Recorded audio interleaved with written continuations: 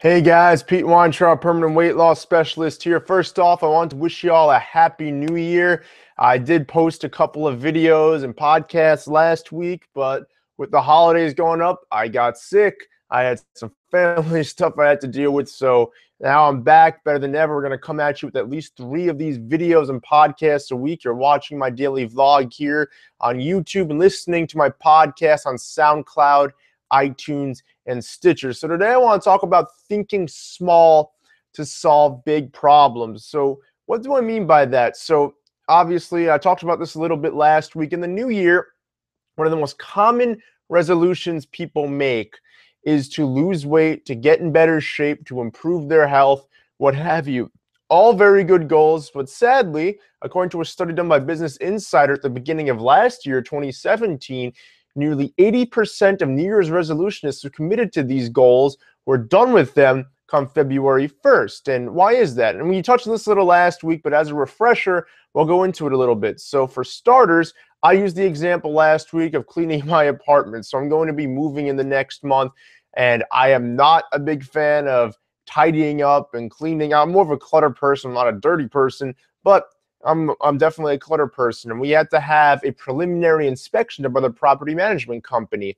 Long story short, we knew about this inspection for 2 weeks. So had me and my girlfriend started taking small steps every day, doing a little bit every day over the course of 2 weeks. Guess what? The compound effect would have ensued. And by the time this person had showed up last week to check out the place, everything would have been fine. We wouldn't have had to stress about it.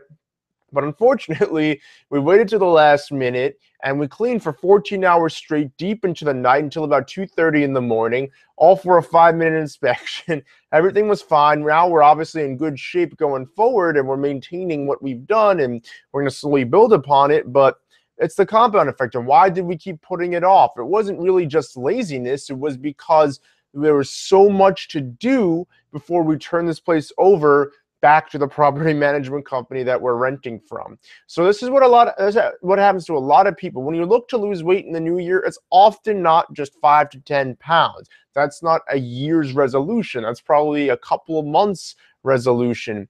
Year's resolution would be losing anywhere from 50 to 100 pounds, maybe more, and looking at it from that scope. And often, because we see shows like The Biggest Loser on TV, where you see these really obese, overweight people losing dozens of pounds a week, and if they don't hit double digits, even towards the end of the show, in terms of amount of weight lost over the course of the past week, they're often kicked off the show. They don't win. They don't get all the fame and the notoriety. So we have these unrealistic expectations in our head. And when we start our journey, let's say we want to lose, let's even say it's a relatively conservative goal. Let's say in 12 months, you want to lose 120 pounds. So it's 10 pounds a month. That's definitely not unrealistic. It's a little tough, but it's not unrealistic, especially if you have that much to lose.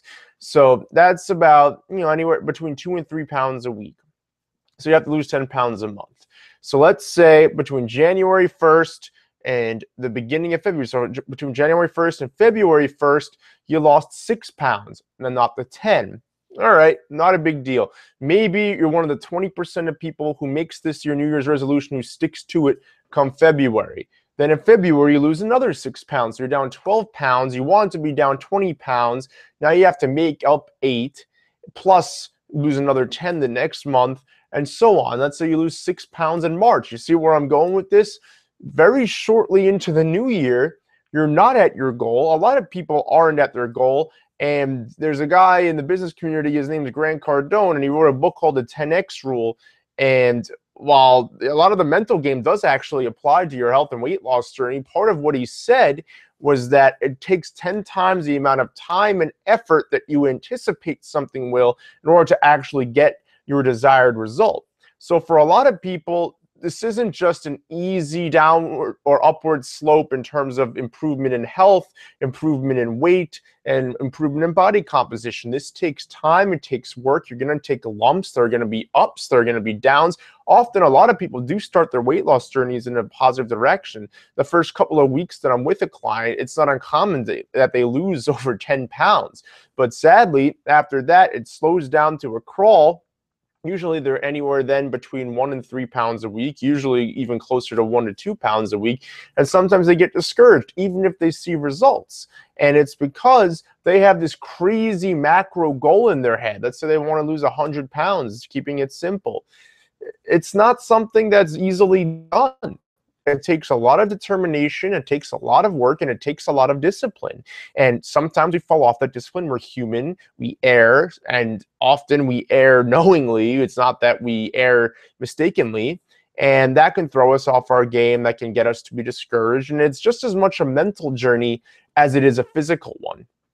So rather than making all these changes, right? Because if you want to lose weight, what do a lot of people do? Most people join a gym, maybe they hook up with a nutritionist or a dietitian, maybe they hire a coach like myself who can handle both of those things. I also have a nutrition certification as well, so I can actually prescribe dietary things to my clients.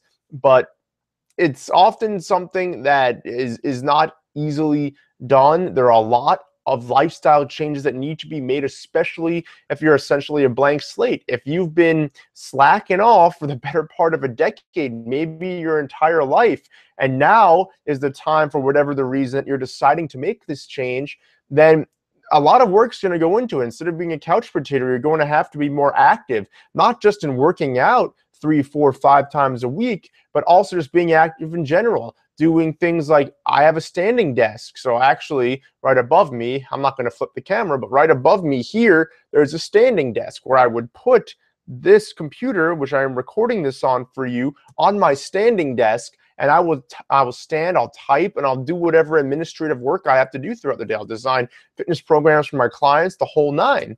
And that's just something that I do on a weekly basis.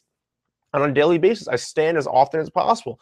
Even if I'm watching television or I'm playing video games on my Xbox, I'll stand a lot of the time rather than sit. Sometimes I'll sit down, sure, I'll take a break here and there. Even I'll, kind of get tired and I want to sit for a little bit, but I'm always standing more so. Obviously, when I see my clients in the field, I'm standing a lot. So every day I'm active, whether I go hard and I do like a high intensity interval training workout, or I lift heavy, or whatever it is that I do, or I'm just moving around because that's what I do. That in and of itself is a lifestyle change. The same can be said with a dietary change. If you're used to eating garbage constantly, if you go to the grocery store and you don't shop the periphery or the outside aisles, the produce section, the meat section, the seafood section, and instead you're in the inner aisles, you're buying boxes of cookies, bags of potato chips, bottles of soda, you're not doing the right stuff nutritionally. Clearly, most people already know that just intuitively.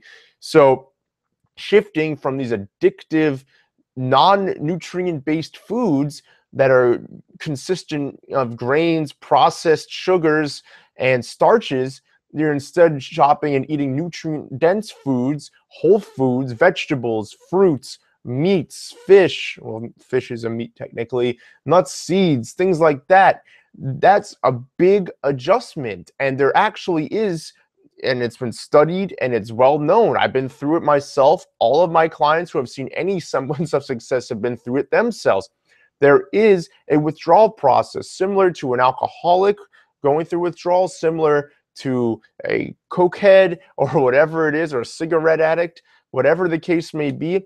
You do have an addiction probably to processed foods, to sugars, and that's something that needs to be overcome. For some people, within 5 days, so in less than a week, most of their cravings are gone as they make this switch.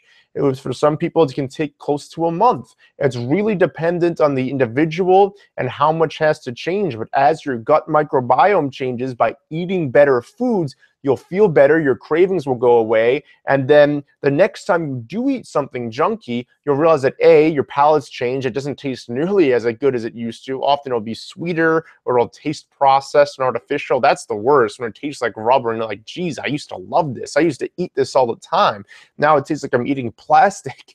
But it takes a while, and that's a lifestyle habit in and of itself. Same with sleep. You want to sleep in one of two now 90-minute intervals. You either want to get 7.5 hours of sleep a night or 9 hours of sleep. It depends on the individual. Some function well on 6, but for the most part, you want to sleep between 7.5 and 9 hours a night. So you need to be in bed half an hour before, have a dark, quiet room. You want to have all your electronic devices out of the room, or at least on the opposite end of the room, so it's not like you're going to roll over to your nightstand, pull up your phone, and fuck around on it for the rest of the night. These things take time. In fact, it takes 66 days, according to scientific studies, to form a habit. So there used to be 21. They used to say that's bullshit. We all know that's not true. We've all been on kicks doing God knows what for 21 days, only to fall off the wagon and never get back on again. It takes 66 days of consistent action to form a habit.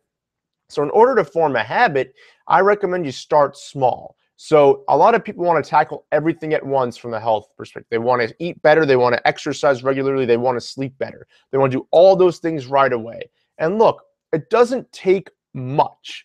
But more so than anything, it takes more willpower than it takes money, than it takes time. It just takes more willpower. You have to will yourself to get that sleep, to not binge watch Netflix or do whatever it was that was keeping you up at night. It takes willpower to put working out into your day, maybe waking up early before work, before your spouse, before your kids, before anyone in your house is awake, in order to get things done. It takes discipline to eat better, to prepare healthy meals and snacks, to say no to people when they try to share unhealthy meals, unhealthy beverages with you that are not conducive to you, your health, or your goals. That takes discipline, especially in the beginning. After 66 days, once you've formed a habit, it's really not all that difficult to continue it and to continue making those positive changes.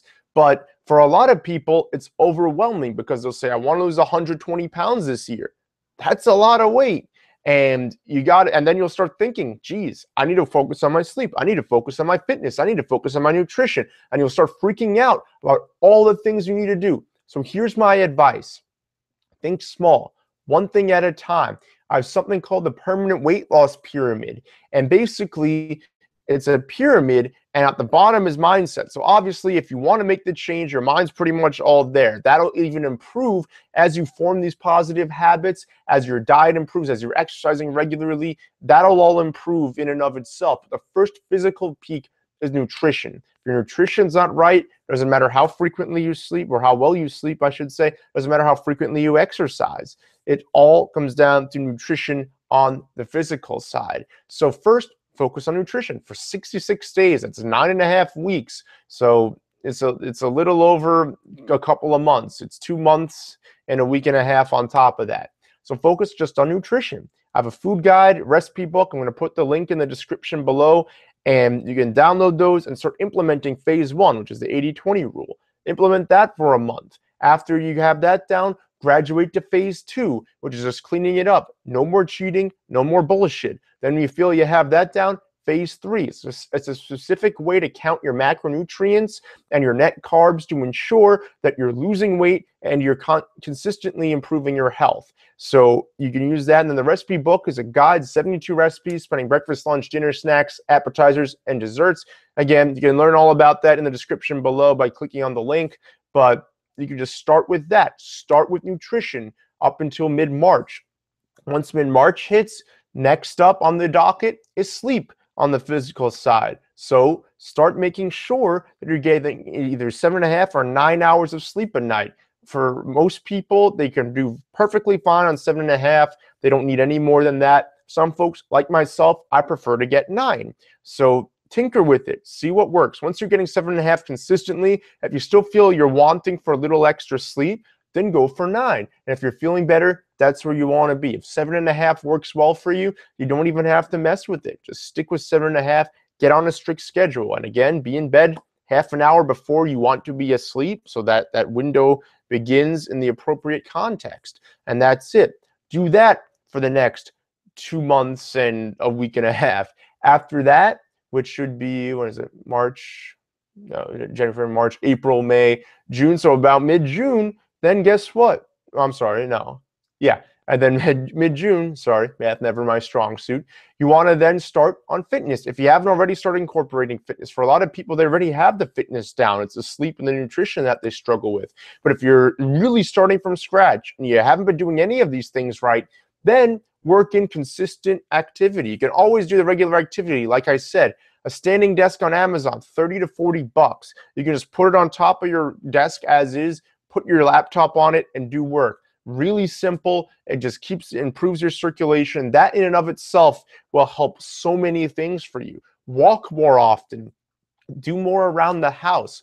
Do stuff consistently. Once you start exercising regularly on top of that, and you already have developed the habits of consistent quality sleep and consistent quality nutrition, you will not be able to be stopped. And by fall of this year, 2018, guess what? You're going to have made so much progress. You're going to have lost a lot of weight. Your body is going to have changed. Your palate's going to have changed. Your gut microbiome, which is pivotal to your physical and mental health, will have changed. You'll be in much better position to not only lose the rest of the weight you want to lose, and maybe it doesn't happen by the end of the year. Maybe you set an unrealistic goal, but you're looking better, you're feeling better, and guess what? Eventually, you're going to get there. And here's something for you. Unlike you guys who have me, who has all the information and knowledge you need to implement in order to succeed, I didn't have any of that. I started from literally zero. I had no information on fitness or nutrition. I thought it was fitness first, nutrition second. I didn't even know about sleep. So that took me close to 6 years to lose 100 pounds. I lost 40 in the first 4 months, and it took me about 5.5 years after that to lose the next 60 pounds. Obviously, just 12 pounds a year on average. Didn't happen like that either. There was a couple of years where I didn't lose a pound before I really figured out what worked and it really started to consistently come off. You don't have to go through that. I've got all the information you need in the link below, my food guide and my recipe book, and you implement that and you start with nutrition, then do sleep, then do exercise. And like I said, by fall, you'll have the 3 pivotal fitness habits you need to succeed permanently on your health and your weight loss journey, and there'll be no stopping you. I hope you enjoyed this. Again, my name is Pete Weintraub. I'm a permanent weight loss specialist. We're going to be coming at you with this daily video, this daily or podcast, a few days a week at the bare minimum. I'm going to try to do one every day, Monday through Friday. But do me a favor, if you like this video, please subscribe to either my YouTube channel or to my podcast on iTunes, SoundCloud, or Stitcher. I appreciate you watching and listening. I hope you have a great rest of the day. I hope you implement what I told you. Take care.